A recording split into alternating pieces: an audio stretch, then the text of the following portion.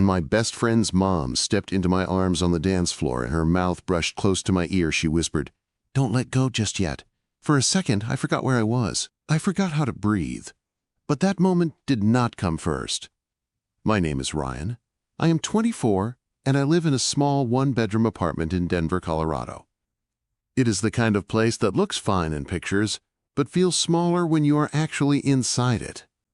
There is a sagging gray couch I got from a yard sale, a cheap black desk with my computer, and a coffee maker that sounds like it is begging for retirement every morning. I work in tech support for a local software company. All day I reset passwords, fix simple issues that people call system crashes, and explain to grown adults that closing and reopening a program is not the same thing as turning their computer off. It pays the rent, it keeps my mother from worrying, it does not make my heart beat any faster.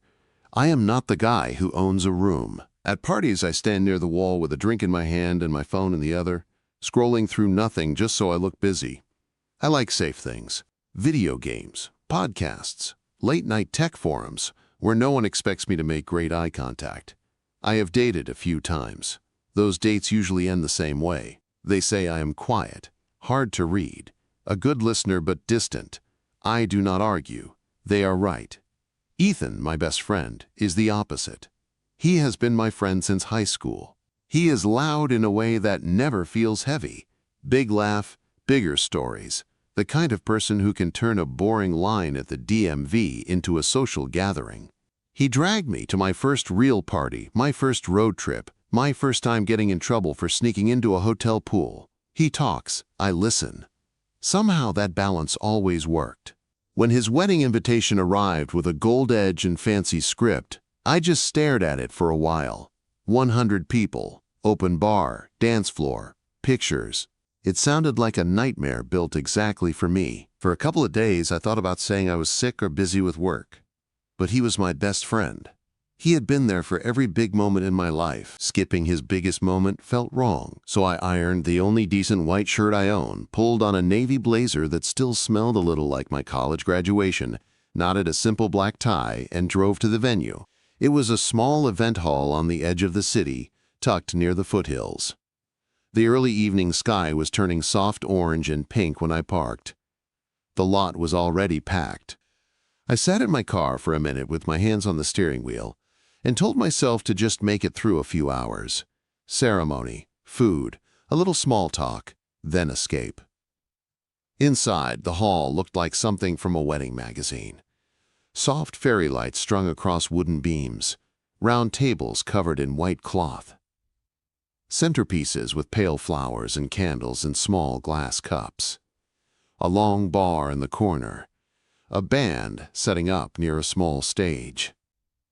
People in dresses and suits moved around like they knew exactly where to stand and how to smile. I grabbed a glass of white wine from a passing server and found an empty spot near the back wall. The ceremony started soon after. Ethan stood at the front in a fitted suit, grinning hard enough to look almost in pain. When his bride, Hannah, walked down the aisle, he looked like someone had just handed him the sun. They said their vows. People sniffed and dabbed their eyes. They kissed. Everyone clapped and cheered. I clapped too, on cue. My plan was simple.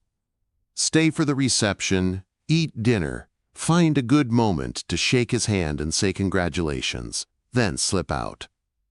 No dancing, no spotlight, no problem.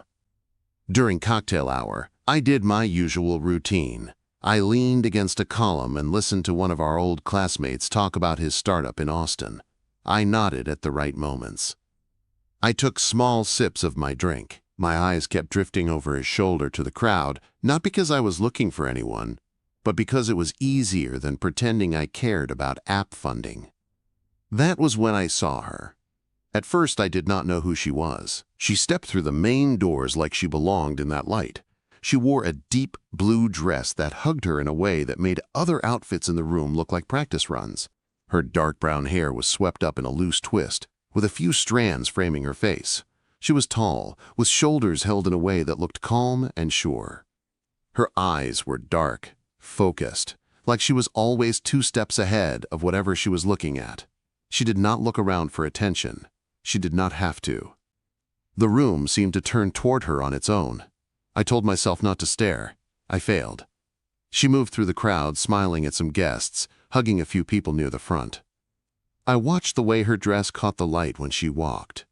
The guy talking to me was still going on about investors, but his voice faded into background static. Then she turned and started walking in my direction. Her heels clicked softly on the floor with every step. My stomach dropped. She had dozens of people she could stop and talk to, and still her path lined up with mine. For a second, I hoped she was headed somewhere behind me. A table, the bar, anyone else. She stopped right in front of me. "You must be a friend of Ethan's," she said. Her voice was low and smooth. She did not raise it, but I heard every word. I straightened up too fast and nearly spilled my wine. "Yeah," I said. "We go way back.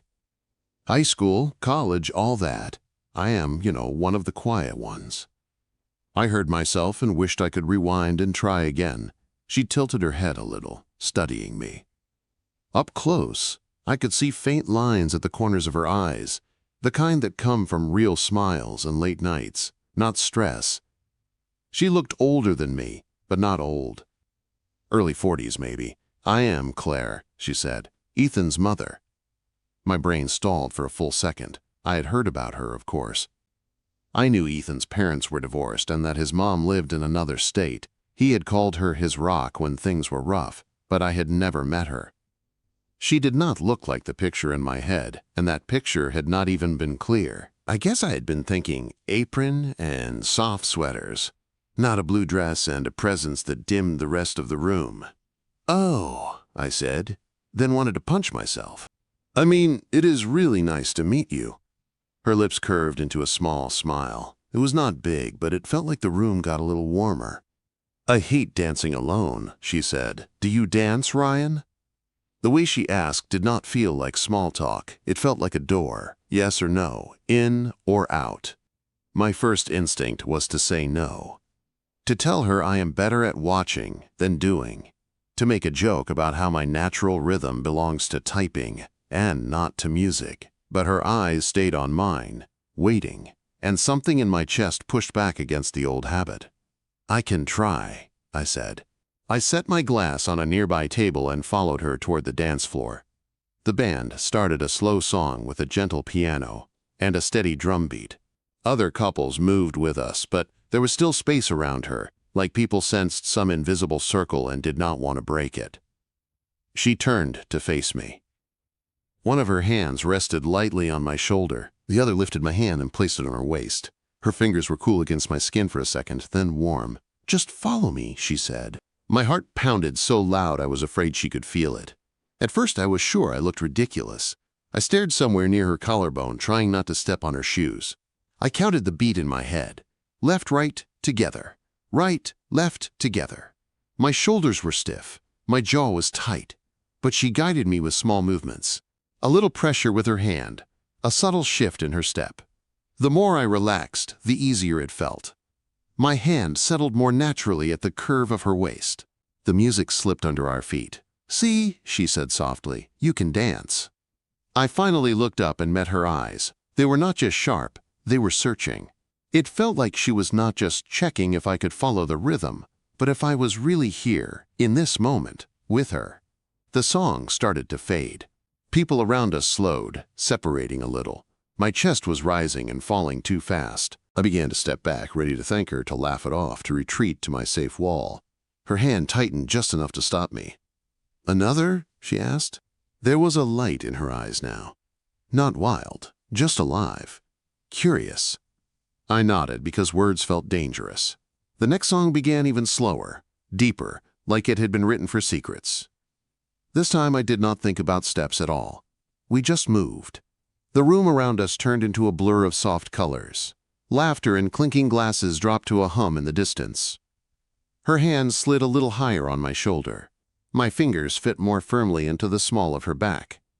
"You are not what I expected," she said quietly. "What did you expect?" I asked. "A kid hiding by the wall," she said. "Not someone who looks at me like I am the only person in this room." I did not know how to answer that, so I did the only thing that felt honest. I held her a little closer. We danced through the end of that song and into the start of another. Time did something strange.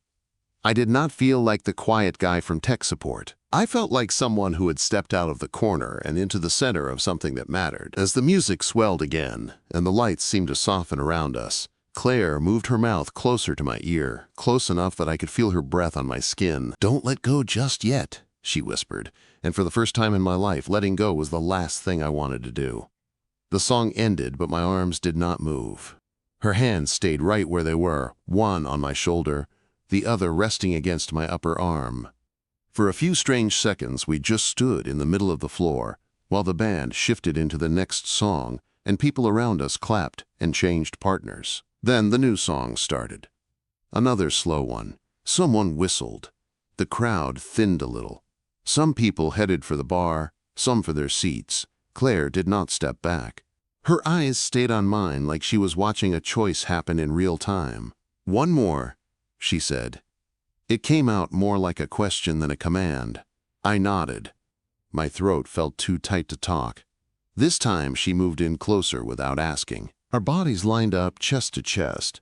I could feel the warmth of her through the fabric of our clothes. Her perfume was soft and clean, with a little bit of spice under it, the kind of smell that sticks in your head.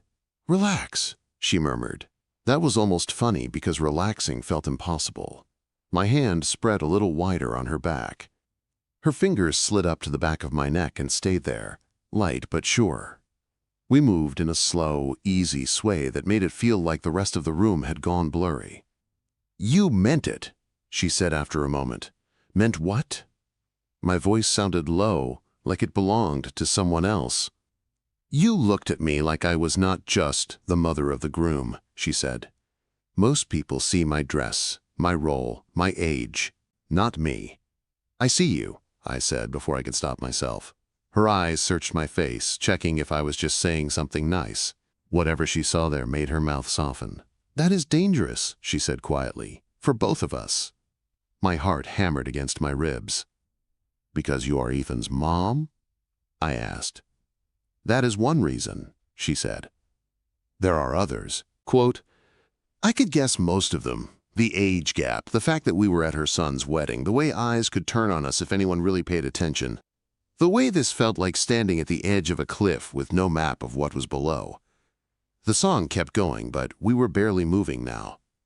Just a slow rock from side to side, like we were two people in a small, steady boat. Her hand left my neck and slid down to my chest, right over my racing heart. "You feel that?" she asked. I nodded, kind of hard to miss. "That is what you do to me right now," she said. I would like to pretend it is just the music, but I am too old to lie to myself like that. I swallowed hard. The room spun a little. "Is that bad?" I asked. Her lips curved in a small, sad smile. "I do not know yet," she said. "Ask me when the night is over." By the time the song ended, my whole body felt lit up and shaky. People clapped again. Somewhere behind us, someone banged a glass with a spoon and shouted for a toast. Claire lifted her hand from my chest and stepped back just far enough to look at me clearly. "Thank you for the dances, Ryan," she said, voice steady again. The careful mask was sliding back into place. "You made a hard day feel a little less heavy." "What is hard about today?" I asked before I could think better of it. "You are the groom's mom. Everybody loves you. They told you that all night." She glanced around at the smiling faces, the busy tables, the bar, then back at me. There was a crack in her calm now. "This is not a place to answer that," she said. She turned away, and for a second I thought I had pushed too much. Then she added, "If you want to know, come outside." Claire slipped off the dance floor and headed toward a set of glass doors at the side of the hall. The crowd swallowed her up, and then she was gone. I stood there for a full minute with people brushing past me. Someone slapped my shoulder and joked about me having smooth moves with the hot mom. I forced a laugh, but it felt wrong in my mouth. My drink sat forgotten on a table. My feet felt like they belonged to someone else. Then I moved. The side doors opened into a small patio and garden. Outside, The air was cooler and softer. String lights hung from thin poles and low tree branches, casting a warm glow over a stone path and a few wooden benches. The music from inside was softer out here, just a faint pulse. Claire stood near the far end of the patio, with her arms folded loose across her chest. The blue dress looked darker in the light out here. She was staring out toward the parking lot, not the party. I walked up slowly so my steps would not startle her. "Hey," I said. She did not jump. She turned her head and looked at me like she had expected me to show up and had already planned what to do if I did. "Could not stay by the wall forever?" she asked. "There are no walls out here," I said. "I ran out of hiding places." A small smile flicked across her face and then faded. "Why did you ask me to dance?" I said. I was surprised at how direct it came out. She watched me for a long moment. Her eyes looked different away from the bright hall lights, softer, a little tired. "You really want the truth?" she asked. "Yeah," I said. "I do." Quote. She let out a slow breath and looked back toward the big windows where silhouettes moved behind the glass. Then she looked at me again. "Because I am tired of being a piece of the background," she said. "At a wedding like this, at my age, I am a role. People hug me, tell me I raised a good son, tell me I must be proud. Then they move on. They talk about his job, his new wife, their future. I am like a prop that comes with the set." The words were simple, but they hit hard. I could see a tightness in her jaw, like she had been holding them in for a long time. "No one really asks how I am," she went on, quieter now. "Not really, not beyond the script. They do not see me as a woman with her own life and her own mess. They see a title, mother of the groom. Then they expect me to smile and fade out of the frame." She stopped talking and watched my face. It felt like she was waiting to see if I would laugh it off, tell her she was wrong, say something to close that door again. "I get that," I said, my throat tight. "I mean, not the same way, but I know what it feels like when people look right through you." "How?" she asked. I shrugged and shoved my hands into my pockets so she would not see them shake. "I am the quiet one," I said, "in any room. I am the guy people forget to introduce, the +1 who does not know where to stand. At work, I am the voice on the phone, not a real person. At parties, I am part of the wall. That is why I was back there. It is easier to be invisible on purpose than to feel invisible by accident." Something in her face changed. The tightness around her eyes eased just a little. "I thought you might understand," she said. "That is why I asked you. You were standing in the corner like you were trying to disappear. I was standing in the middle of the room feeling like I already had. I wanted to see if I could still be seen by someone." "You can," I said. "You are. At least by me." Her shoulders dropped like some weight had shifted. She looked at me with a mix of surprise and something warmer. "I wanted to feel like a woman again," she said. "Not just a mother, even if it was just for a few songs. I wanted to see if I could still make someone lose their balance."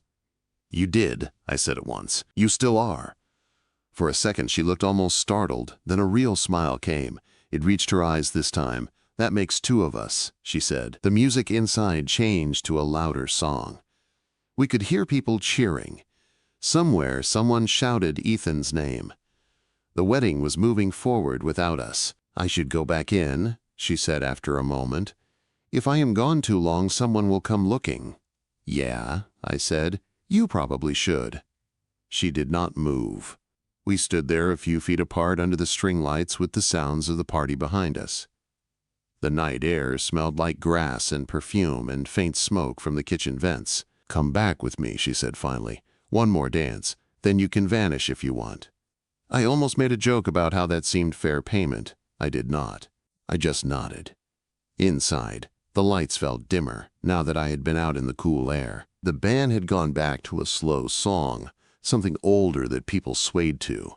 Claire led the way onto the floor. People stepped aside without really noticing they were doing it. She turned to me again, closer than before. My hand found her waist like it had been there 100 times. Her hands rested on my shoulders, and then slid up, fingers curling lightly behind my neck. We moved together. My body already knew her rhythm. "You really are trouble," she said in a low voice. "How?" I asked. "You make me forget all the reasons I told myself I was finished with this kind of feeling," she said. "What kind of feeling?" I asked. She did not answer with words right away. Her hand slid down to my chest again, over my heart. The simple weight of her palm there said enough. Near the end of the song, she moved in even closer. Her mouth was near my ear again, just like before, and the room around us seemed to fall away. "I am leaving soon," she whispered. "If you want to know who I really am outside of this night, find me after it is over." Then the song ended. Before I could answer, she stepped back. Her hand left my chest. Her eyes stayed on mine for one long beat, then she turned and walked off the floor, swallowed by the crowd. I tried to follow, but people moved between us. Someone pulled me into a group photo. Someone else dragged me toward the dessert table. By the time I broke free and checked the head table, the bar, the patio again, she was gone. The rest of the reception felt like a movie on mute. I smiled when I was supposed to. I clapped when they cut the cake. I watched Ethan and Hannah dance and laughed when everyone else did. Inside, I felt hollow and buzzing at the same time. I left a little after midnight. The parking lot was almost empty. I sat in my car with my hands on the wheel and her voice in my head. "If you want to know who I really am, find me after it is over." I did not find her. For the next few days, I told myself it had all been some strange dream built from music and lights and a blue dress. I went back to work. I fixed tickets and answered calls. At night, I sat on my couch with the TV on and my mind far away. I knew Ethan's last name. I knew I could search him online, scroll through family photos, try to spot her face. My fingers hovered over the keyboard more than once.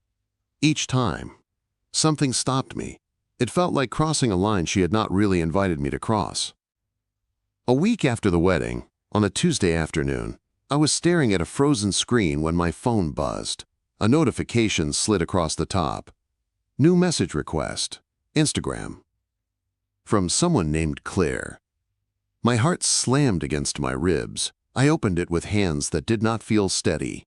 Her profile picture was small and clear. No makeup. Dark hair down around her shoulders. A simple gray sweater.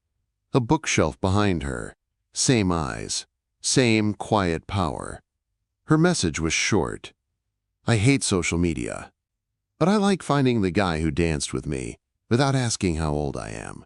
I stared at the message so long my phone screen dimmed. "I hate social media, but I like finding the guy who danced with me without asking how old I am." My fingers hovered over the keyboard. I erased my first reply twice. Everything sounded like either a joke or a confession. Finally, I typed, "Then I guess I am glad social media exists for once. I am still thinking about those dances too." I hit send before I could back out. My chest felt tight. A full minute passed. Then, another. I was about to lock my phone and pretend none of this ever happened when a new bubble appeared. "Good," she wrote. I was starting to think, "I imagined you." I let out a breath I did not know I was holding.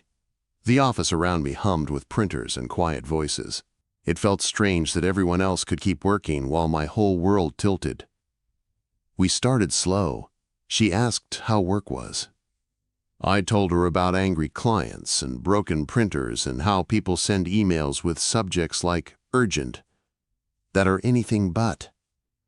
I asked what she did. She said she worked in communications for a health nonprofit. Messaging, campaigns, helping people tell their stories so donors would listen.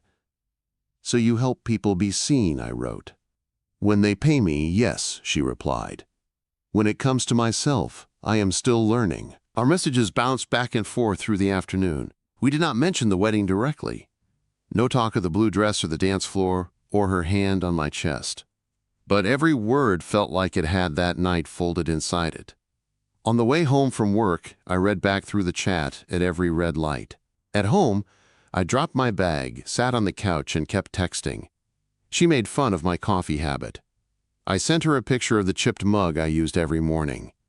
She sent a photo of her kitchen at night, only the under cabinet lights on, a glass of wine on the counter, a book open beside it. "You live in Denver too?" I asked. She sent a picture of the city from a high window. Same skyline I saw every day, just from a nicer angle. Moved back last year, she wrote. Needed a change. Needed to be closer to myself. That sounded vague even in my head, but it is the simplest way to say it. What about Ethan's dad? I asked, then wondered if I had crossed a line. Divorced, she replied. A pause, then another message. It has been a while. We are civil. We share holidays and big days like this, but we stopped seeing each other a long time before the papers made it official. I stared at that last line a long time. I tried to imagine her in a house with someone who did not really see her. It made my chest hurt in a way that surprised me. At night, lying in bed, the room dark except for the glow of my phone, our messages kept going. You think too much, she wrote once. I can feel it in every word. You see too much, I answered. I can feel it in every message. A laughing emoji popped up. Then maybe that is why we did not scare each other away, she said. Days turned into a week. I woke up and checked my phone before getting out of bed. Sometimes there would be a message from her sent late at night. A song she liked. A picture of a page in a book. A single line. Tonight the house feels too quiet, she wrote one evening. I know that feeling, I replied. Silent walls, loud head. Her reply came fast. You have been listening to me at a wedding and in a chat app. Who listens to you, Ryan? I stared at the question. No one, was the first honest answer that came to mind. Not really. People talk to me all the time. But listening was different. I do not know, I wrote. Maybe you now. There was a longer pause this time. Then she wrote, that is a lot of pressure. I will try not to break under it. I smiled at my phone like an idiot. The age gap started to feel less like a wall and more like a fact in the background. It did not vanish. I knew she was in her 40s. I knew she had a whole life before I was even out of middle school. But when we talked about feeling invisible, about being afraid to want more, it felt like we were standing on the same ground. One Wednesday, when the sky outside my office window turned orange and the building lights clicked on, a new message arrived. There is a coffee shop on Larimer, she wrote. Corner cup. Big front windows, terrible chairs, good espresso. I will be there Saturday at 3 p.m. If you are free, come find me. If not, no hard feelings. We had good dances. My stomach dropped and jumped at the same time. It was the same offer she had given me at the wedding, only clearer now. No music, no alcohol, no excuse. Just a real place, in the middle of the day. You sure you want to risk seeing my real face in daylight? I typed, then cleared it. I did not want to hide behind jokes. I would like that, I wrote instead. I will be there. Her reply came quick. Good. I will try not to spill coffee on you. That would ruin the memory of the dance.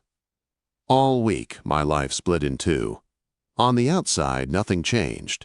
I went to work, fixed problems, nodded through meetings. On the inside, Saturday at 3 p.m. glowed like a neon sign. I worried about everything. What if this was wrong? What if Ethan found out? What if we sat down and the whole connection fell apart under real light? What if she regretted reaching out at all? By the time Saturday came, my nerves were buzzing so loud I felt like I had swallowed an electric wire. Corner Cup sat on the corner like the name promised. Big glass windows, black frames, a chalkboard sign on the sidewalk with a badly drawn coffee cup. Inside I could see small tables, a counter, the glint of an espresso machine. It was 2:57 p.m. I stood on the sidewalk and wiped my sweaty palms on my jeans. For a second I thought about turning around, going back to being the guy who watched his own life from the edges. Then I remembered her hand on my chest and her voice saying, "Do not let go just yet." So I went in. A bell over the door rang. The smell of coffee and sugar hit me. Soft music played from a speaker in the corner. A few people sat with laptops. A couple argued quietly over something on their phones. She was at a small table near the window. No blue dress this time. She wore a simple black sweater that slipped off one shoulder a little, dark jeans, ankle boots. Her hair was down, falling around her shoulders in soft waves. She was reading something on her phone, brows drawn in focus. When the bell rang, she looked up. Her eyes found mine, and I watched her face change. The careful look she wore in the wedding hall was gone. In its place was something open and clear and a little nervous. "Hey," she said. It came out softer than it had at the wedding. "Hey," I answered, walking over. "So you are real." Quote. She huffed out a quiet laugh and nodded to the chair across from her. "Sit down, or people will think I stood you up." I sat. My heart did not get the message to calm down. It was still pounding. "Did you order yet?" I asked. "I waited," she said. "I did not want to assume your coffee personality." "My coffee personality is desperate," I said. "Black, and as soon as possible." She smiled wider.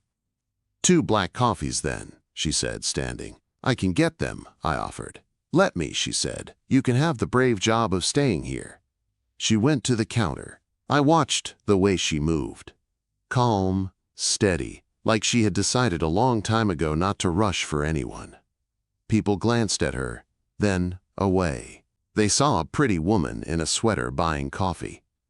They did not see the person who had made my whole life feel different in one night. She came back with 2 mugs and set one in front of me. We both wrapped our hands around the warm cups at the same time. For a moment we just sat there, letting the heat soak in. "This is strange," she said finally, but in a good way. Quote. "Yeah," I said. "I kept thinking I was going to wake up back at the wedding with my back against the wall." "You were sitting at a table with me," she said. "That seems like progress." We talked. At first it was the easy stuff. Work, the traffic, the weird art on the coffee shop walls. Then it slid deeper without either of us forcing it. She told me more about her divorce. How she and Ethan's dad grew in different directions until they were more like roommates than partners. How she kept going for Ethan's sake. How one day she looked around and realized her whole life was built from doing the right thing for everyone but herself. "After a while you start to believe you do not get to want anything just for you," she said, tracing the rim of her cup. "You get so used to being background support that you forget you used to stand in the center of your own life." I listened. My chest felt heavy and light at the same time. "Do you regret it?" I asked. She thought about it. "I do not regret loving my son," she said. "I do not regret being there for him, but I regret letting that be the only part of me that got to exist." She looked up at me. "What about you?" she asked. "What do you regret?" I picked at the cardboard sleeve around my cup. It would have been easy to make a joke, to say I regretted not buying a better couch, but she had just handed me pieces of herself. It felt wrong to hide. "I wanted to write once," I said. "Stories. I even started a few in college. Then I took the safe job. Then another safe choice. Now I fix problems on screens all day and tell myself I will start writing again when things calm down. They never do." "You still can," she said. "I do not even know where to start," I said. "Sometimes it feels like my whole life is happening in the corner while other people dance in the middle." Her eyes softened. "You were not in the corner that night," she said. "Not with me." "No," I said. "You pulled me out." She held my gaze. The air between us felt thicker, warmer. "You pulled me out too," she said. The coffee shop got quieter without us noticing. People left. The music changed to something slower. Sunlight shifted across the floor and climbed up the walls. After a while, she reached into her bag and pulled out a small notebook. The cover was worn. She slid it across the table. "Take this," she said. I frowned. "What is it?" Quote. "Poems," she said. "Little pieces of other people who were brave enough to say what they felt. I keep it with me when I forget how to do that." I opened it. A small, sticky note marked one poem in the middle. A single line was underlined in blue ink. "I want to feel my heart again, even if it breaks." I looked up. Her eyes were on my face. "This is how you feel?" I asked. "It is how I felt at that wedding," she said. "Less so now." "Because of me?" The question was out before I could swallow it. She did not look away. "Partly," she said. Partly because I decided I am tired of being invisible. But you reminded me what it feels like when someone really looks at you. Outside, the light had turned soft and gold. Inside, the barista started wiping down tables near the back. We were the only ones left at the front. We should probably give them their shop back, she said. Yeah, I said. Probably. We stood, at the same time. At the door we stopped.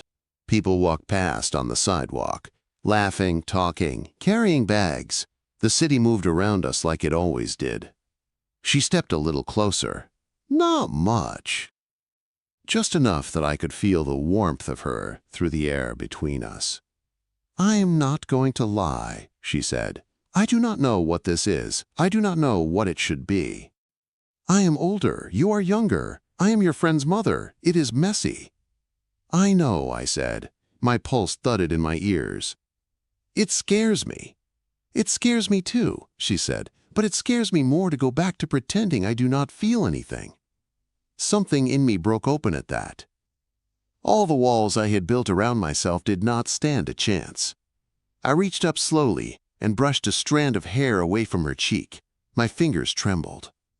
Ryan, she said, my name a warning and a request at the same time. If you want me to stop, I said, tell me. She held my gaze for a long second. Then she shook her head. Just once. Her voice was almost a whisper. Do not let go just yet. Her words went straight through me. Do not let go just yet. So I did not. I slid my hand to the back of her neck, slow and careful, giving her time to pull away. She did not. She stepped in that last inch between us until her chest brushed mine. Her eyes searched my face like she was making sure I understood there was no going back to pretending this was nothing. Then she rose on her toes, and I leaned down. Our lips met. It was not wild or rushed. It was soft and steady, like the slow songs we had danced to. My heart picked up speed. Her fingers curled into the front of my shirt. The city moved around us on the sidewalk.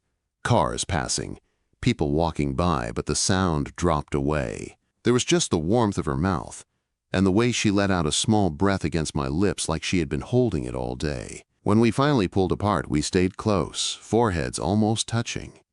I could feel her breath on my skin.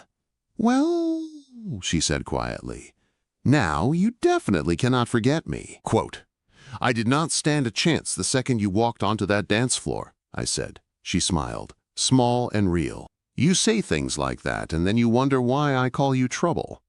We both laughed, shaky but honest. We did not make any big promises. No talk about the future. It was too soon and too complicated for that. But we also did not pretend it was a one-time thing. I will text you when I get home, she said. I will be waiting, I said. She squeezed my hand once, then let go, and walked toward her car. I watched her go, that slow, steady walk. The kind of walk that did not ask permission from the world. On the bus ride home, the city outside the window looked different. Same streets, same buildings, but sharper, like someone had turned up the contrast on my whole life. I kept touching my mouth, half expecting the feeling of her kiss to still be there. In my apartment, I set her notebook on my desk, open to the underlined line. I want to feel my heart again, even if it breaks. For the first time in a long time, that did not sound like a threat. It sounded like a plan. We fell into a rhythm after that, our own slow song. Texts in the morning. Hope your coffee is strong enough. Try not to save the entire company today. Messages at lunch. Look at this terrible slogan my client wants.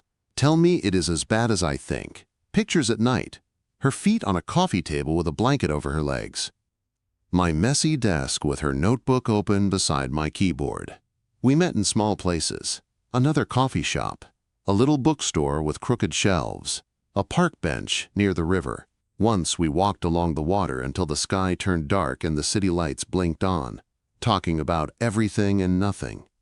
She told me about music she loved in her 20s, the songs she used to play loud when she drove nowhere in particular. I told her about the sci-fi books that made me want to write in the first place. You still should, she said, even if it is only for you. You sound very sure, I said. I have wasted enough years not being sure about myself, she said. I do not plan to waste more. Quote, Sometimes she would reach for my hand in the middle of a sentence like it was the most natural thing in the world. Sometimes, when we said goodbye, she would kiss me in the shadow of a doorway. Careful, but not ashamed. Those moments felt too good to last. And there was one shadow that never really left my mind. Ethan. He called me a week after that first coffee shop meeting. We talked about his honeymoon, his new apartment, his job. At the end of the call, he laughed. "So," he said, "you see anyone yet? My mom swears you were working on your dance skills with someone at the wedding." My hand went cold around the phone. "Something like that," I said. He snorted. "Look at you being mysterious. When do I get to meet her?" My stomach twisted. I changed the subject. I told myself it was too soon to say anything. That I had no right to drag him into this until I knew what it was. But the more time I spent with Claire, the harder it became to ignore. We sat in her living room one night, weeks later. She had cooked pasta. We had eaten on the couch with our feet up, music playing low. Now we sat close, a blanket over our legs, her head resting lightly on my shoulder. The room felt warm and safe. "I cannot keep this from him forever," I said. Her body tensed against mine. She lifted her head and looked at me. "I know," she said. Her voice was calm, but there was fear under it. "I hate hiding," I said. "From him, from everyone. I have spent my whole life trying to stay out of the center. I do not want to do that with you." She exhaled slowly and rubbed her thumb over my hand. "I have been thinking about it too," she said. "He is my son. I do not want him to find out by accident. I also do not want to hurt him." "Do you think he will hate me?" I asked. "No," she said at once. "He might be shocked. He might be angry. It will be strange for him. But he knows you. He knows your heart. I am more worried he will hate me." I shook my head. "He loves you," I said. "He talks about you like you are the strongest person he knows. He wants you to be happy." "Wanting and accepting are not always the same thing," she said. We sat in silence for a moment. "Do you regret this?" I asked. The question had been sitting in the back of my mind for weeks. She looked straight at me. "No," she said. "You?" "No," I said. "I regret not finding you sooner." A smile tugged at her mouth, but her eyes were serious. "Then we tell him," she said. "When you are ready, when I am ready. Together." That chance came faster than I expected, Ethan texted a few days later. "Back in town for the weekend. Want to grab dinner? Got stuff to tell you that my wife is tired of hearing already." I stared at the message. My fingers shook as I typed. Dinner sounds good. We met at a small burger place we used to go to in college. The same cracked vinyl booths. The same sticky tables. For a while it felt like old times. He told stories about work, about Hannah, about getting used to married life. "You seem different," he said finally, squinting at me over his fries. "Less ghost, more human. Did therapy finally get you, or is there someone I should thank?" My heart pounded. This was the moment I had been walking toward since the night of the wedding. "There is someone," I said. He grinned. "Who is she? Do I know her? Tell me it is not one of my cousins." "That would be weird." I took a breath that felt like jumping off a ledge. "You know her," I said. "It is your mom." The smile slid off his face. For a second, he just stared at me. I watched about 5 different emotions flicker across his eyes. Confusion, shock, disbelief. "What?" he said. "I have been seeing your mom," I said, my voice steady, even though my insides shook. "Since after the wedding. It started with the dances. Then messages. Then coffee. I did not plan it. She did not either, but it is real." The restaurant noise faded in my head, the clink of plates, the hiss of the grill, the music on the speakers. All of it dropped under the weight of Ethan's silence. He sat back in the booth and let out a breath. "That is," he said slowly, "that is a lot." "I know," I said. "I get if you are angry, or if you need space. I just could not keep lying to you." He stared at me for another long moment. Then he laughed once, short and without much humor. "Only you," he said, Only you would show up saving me from bullies in 10th grade and then years later start dating my mom. It is not a joke to me, I said. His face softened a little. I know, he said. That is the part that is messing with my head. You do not do things halfway. He picked up a fry, looked at it, put it back down. Is she happy? He asked. The question hit me like a punch. Yes, I said. I think so. We both are. It is messy. It is scary. But I cannot pretend it is nothing. He rubbed his hands over his face. This is weird, he said. I will not lie. It is really weird. The idea of you and her together in my head is just strange. I get that, I said. But, he said slowly, I have seen her alone for a long time. Half there, half somewhere else. She did everything for me. She never did anything just for herself. If this is her choosing something for her, it is hard for me to be mad at that. I swallowed hard. And you, he added. You look more alive than I have seen you in years. It is like somebody finally pulled you off the wall and onto the floor. We looked at each other. The last line sat between us like a challenge and an understanding at the same time. I am going to need time, he said, to get used to it. To get past the part where my brain screams no way every few minutes. But I do not want to lose either of you. Relief hit me so hard my eyes burned. I can give you time, I said, as much as you need. He nodded, and if you hurt her, he said, pointing a fry at me, I will still beat you up. Wedding dance moves or not. I laughed, half with real humor, half with sheer release. Fair, I said. A week later, Claire texted me. He came over. We talked. It was hard. It was also good. We are not broken. That night, she invited me to her place. When I walked in, there were no candles or big plans. Just her living room, soft music, a lamp on in the corner. She stood in the middle of the rug in jeans and a simple white shirt, barefoot. How did it go with him? I asked, closing the door. He is confused, she said. He is adjusting, but he does not hate us. That is more than I hoped for. She stepped closer and took my hands. We are not invisible, she said. She picked up her phone, tapped a button. A slow song started to play from a small speaker on the shelf, something with a simple piano and a warm voice. She set the phone down and moved into my arms like it was the most natural place in the room. No lights, I said. No crowd, no band, just us. Just us, she said. We started to sway. My hand found the curve of her back. Her head rested against my shoulder. The world outside her windows kept moving, but in that room time felt like it had finally stopped trying to rush past us. After a while, she lifted her head and looked up at me. Her eyes were bright, not with fear this time, but with something steadier. At my best friend's wedding, I said, his mom asked me to dance. And now? She asked. Now, I said, pulling her closer, I am not letting go. Her mouth brushed my ear, soft and sure. Good, she whispered. Do not let go. Not this time. Not yet. So I didn't. In that small living room with no one watching, with my hands on the woman who had pulled me out of the corner and into my own life, I knew something simple and strong. She was not invisible to me, and for the first time, standing there with her heart beating against mine, I knew I was not invisible anymore either.